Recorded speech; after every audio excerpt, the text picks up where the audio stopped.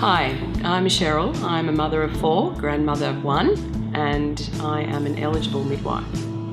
I did midwifery 30-something years ago following the birth of my first child.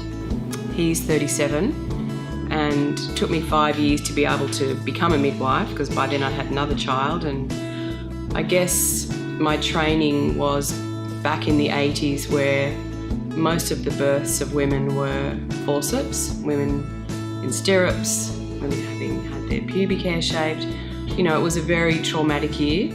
I was the student crying in the back of the room every day when people thought, you know, I was overwhelmed with joy, whereas actually I was quite horrified. So in some ways things have improved, but from that year's training, I knew that that's not the environment that I could work in. It was very much a obstetric model where the midwives were handmaidens to the doctors, and I knew that wasn't for me. Interestingly though, many midwives who become independent midwives have had very empowering births, very positive births, whereas that wasn't really my experience. I was not traumatised by any of my births, but they were not good births.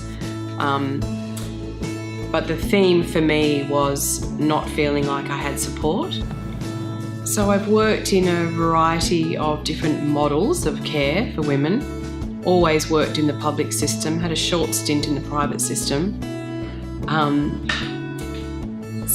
When I finished my training, I went and did an apprenticeship with a home birth midwife, and then I worked in a group practice with other home birth midwives who supported me until I was able to work on my own. So I've been caring for women who choose their own midwife and who want to birth at home for about 30 years.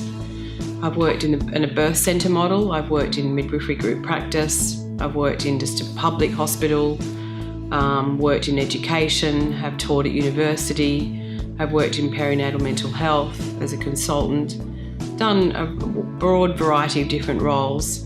I've always done home births sort of in the background. In the last few years it's sort of been my primary source of income.